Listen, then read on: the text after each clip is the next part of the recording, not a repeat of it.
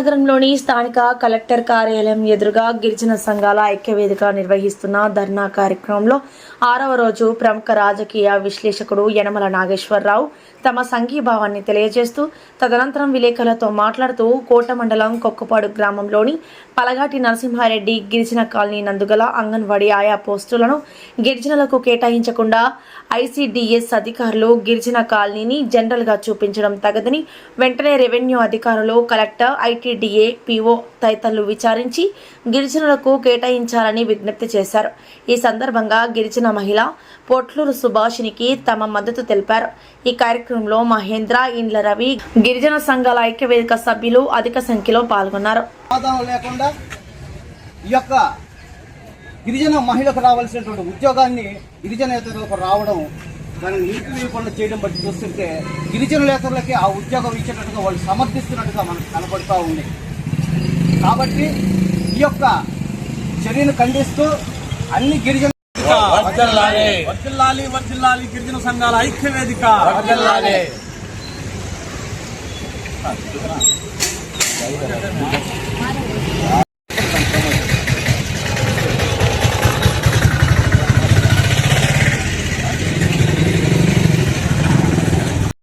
Nellore collector కార్యాలయం ఎదురుగుండా గిరిజనులు పెద్ద ఎత్తున 6 రోజులుగా వాళ్ళ న్యాయమైన కోరికల గురించి నిరసన తెలియజేస్తుంటే ఈ ప్రభుత్వానికి చీమ గుట్టినట్టుగా అయ్యా మొదటిగా electronic, print media, social media ప్రతినిధులకు ప్రత్యేక ధన్యవాదాలు. నా పేరు యనమల నాగేశ్వరరావు, పొలిటికల్ అనలిస్ట్.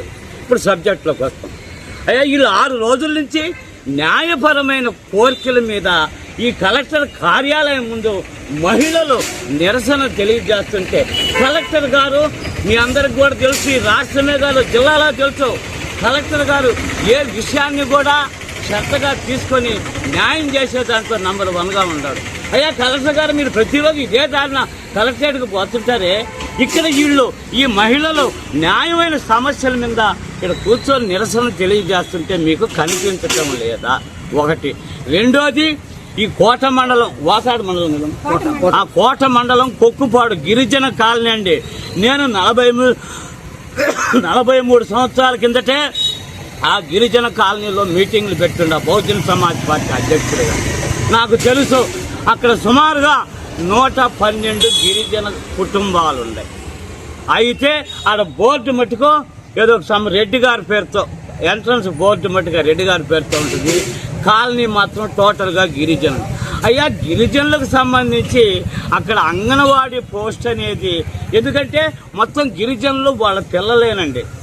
ఈ అంగన్వాడీ పోస్టు గిరిజనేతరులకి ఇవ్వటం అంటే నాకున్న ఆలోచన ఈ ఐసీడీఎస్ ఆఫీసర్ అయితేనేమి, రెండోది మెయిన్గా నాకున్న అవగాహన ఈయన పాశం సునీల్ కుమార్ గారు ఉండారండి, రిజర్వ్డ్ నియోజకవర్గం గూడూరు.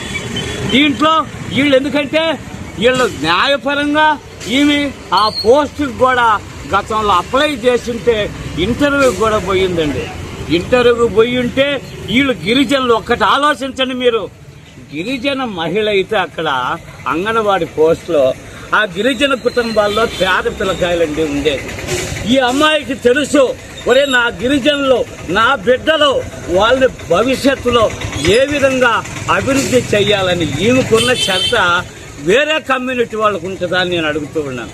అయ్యా వేరే కమ్యూనిటీల గురించి నేను కించపరచడం కాదండి, అక్కడ ఎక్కువ గిరిజనులే ఉండాలి కాబట్టి ఆ బిడ్డలు భవిష్యత్తులో ఎదిగి వాళ్ళ ఉద్యోగాల్లో వాళ్ళు డెవలప్ కావాలని ఒక తపంతో ఈ అమ్మాయి అన్నిటికీ ఎలిజిబిలిటీ ఉన్నా కూడా ఈ అమ్మాయిని కాకుండా వేరే వాళ్ళకి.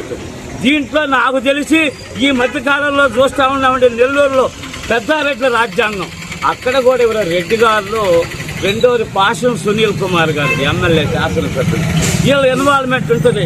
ఎందుకంటే శాసనసభ్యులు పాశం సునీల్ గారికి నేను రిక్వెస్ట్ అనుకుంటావో హెచ్చరిక అనుకుంటావో, నువ్వు రాజకీయ రంగ ప్రవేశం చేసినప్పుడు నాకు మొత్తం తెలుసండి.